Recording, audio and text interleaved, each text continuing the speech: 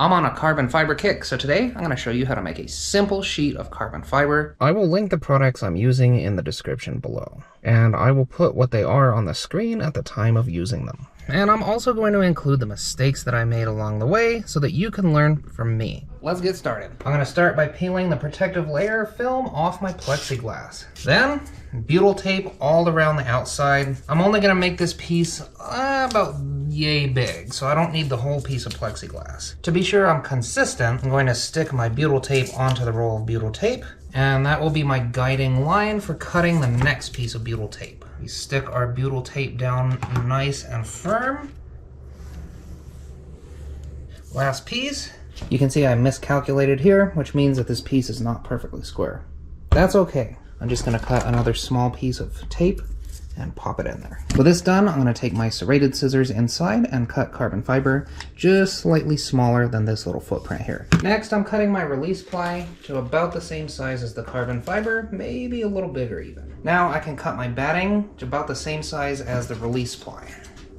I just happen to have a piece of bagging material that was about the right size, so I'm going to use that. Just like last time, I'm going to take a piece of batting and I'm going to tape it to the end of my vacuum hose, like so. If you don't do that, let's say you have your bagging material, you've got a good vacuum, it's going to want to suck that vacuum bag up into your vacuum hose. You could get a hole there, which just ruins everything. Don't skip that step because you will regret it. I'm going to hit this with some PVA partall. It's going to go on the entire inside footprint of the butyl tape that I have going here. And whatever finish you get on your PVA is the finish you're going to get on your carbon fiber. So make sure if you have bubbles that you pop them. And you can just dab them like that. You can just brush them over and over again until they pop. Now we're ready to start laying our carbon fiber down. I have my fabric, batting, and release ply over to the side here. I have my bagging film back over here. I have the hose ready, wrapped with batting, with butyl tape wrapped around that. And the last thing I'm going to do before I start putting resin down here is this is going to cause there to be slack in the bag. It's not going to be super tight. So I'm going to add a little strip of butyl tape. So my hose is going to be here. I'm going to put that strip right here. Then we're ready to start the resin process. Now today I'm using art resin. Solely because I've never used this on carbon fiber before. Real quick, feature Jess here. Don't use the art resin unless you're doing something food safe. I did not like how this stuff behaved. I just wanted to use this to see what it was like, and I really can't recommend it, so don't waste your time on art resin unless you're doing something food safe. So now I'm putting 75 grams of resin in here. We'll stop there at 71 grams. And then you just put in 71 grams of this. Okay, so that's looking good. Then I'm gonna mix this very thoroughly, but very carefully. Because you can see there's already bubbles in here. We wanna avoid the bubbles if we can. If your resin is not fully mixed, you won't be able to see through it all the way. It'll look kind of milky, so this clear is exactly what you want. Art resin seems to be pretty thick. What I used in the past was infusion resin, which is very thin. I'll note that I left my paper on here. And that's so if I accidentally do that, I'm not getting my butyl tape all resined up. Now I'm going through and popping all the bubbles. And you can dab them or you can just skim the brush over the top of them. There's usually a lot more material under a bubble than there is on top of it, so you don't need a lot of pressure. So now I'm going to put carbon fiber down. So I'm just going to very gently place it down. I should be wearing gloves, but whatever. Don't move it too much because then your pattern's going to get all wonky. The next layers, it doesn't matter as much. Then we come with more resin and go right over the top. Let the movement of your brush draw the resin out of the brush, not the force of pushing down. So you can see that my pattern is running this way.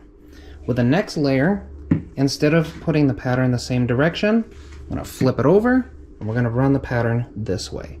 That adds strength. And then I just continue with each layer. Next, I'm putting my peel ply on. Easy does it. You just kind of pop it down. Then on top of that, the batting. Now before I put the bagging material on, I'm going to secure my hose, and then I'm just going to pop my hose down. So you want your hose to go between the layers of batting because this batting is going to be your airflow. So air can flow this way. If you don't do that, you might have issues with not getting a good vacuum. So see, we've got this entire edge dealt with. Now we can flip this finger over. We're going to remove this paper and seal it here.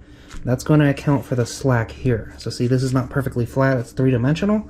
That's going to deal with that on that side. The rest of this should go nice and smooth. Now that that is all situated, turn this machine on. And you see that I have a big leak over here, which I fabricated, I'm going to be honest. So to fix this leak, I'm simply going to take a large piece of butyl tape, slip it underneath the bag where it's not leaking, and then seal it against the butyl tape, again, where it's not leaking. Then I'm going to take it out over here, flip it on top of the bag where it is leaking, and then go all the way down to where it's no longer leaking, and then go back under the bag and seal it to the butyl tape where it's not leaking. I let this vacuum pump go for 2 to 3 hours before the gel was set up enough to turn the machine off. After I turned the machine off, it took another 24 hours for me to be able to remove the bag, the batting, and the peel ply, and remove the carbon fiber from the plexiglass. Art resin takes up to 72 hours to fully cure, and this took about that long, even leaving it out in the sun. So again, don't use art resin. Now, it's important to note that your carbon fiber is not going to be perfect when you pull it out of the mold. It's going to have surface imperfections, pinholes, that kind of thing. This is normal, and you shouldn't let this deter you from doing carbon fiber because there's an easy fix for it, especially if you got the infusion epoxy. All you have to do is scuff up the surface, clean it off really nicely, and apply a thin layer with a brush of your infusion resin. Infusion epoxy is very thin and it sort of self-levels, so you'll get a really nice finish without having to do much work after you put that top layer on. So don't let that scare you. It's totally normal and it's totally fixable. And that's it. I have a sheet of carbon fiber. I hope this video made this seem possible. Because, you know, if literally anyone has ever done it before, that means it's possible. And if it's possible, that means you can do it too. I'll see you next time.